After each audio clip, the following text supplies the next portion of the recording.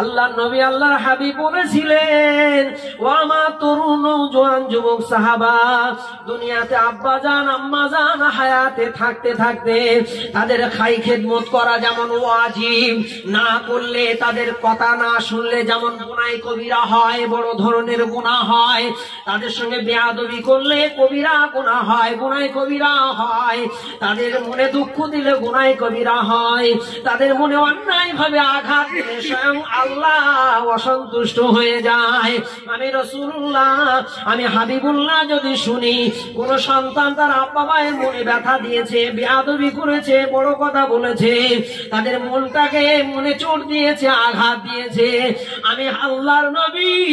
আমি স্বয়ং তার উপরে অসন্তুষ্ট হয়ে যাই। ও তরুণ নওজোয়ান যুবক সাহাবা, তোমার আব্বা জান আম্মা জানের মুখের দিকে মহাব্বতের নজরে যখন একবার তাকাবে,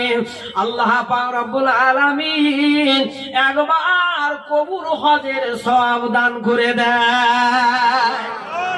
একবার বাঘের বাচ্চার মতন জোরে বলা যাবে না?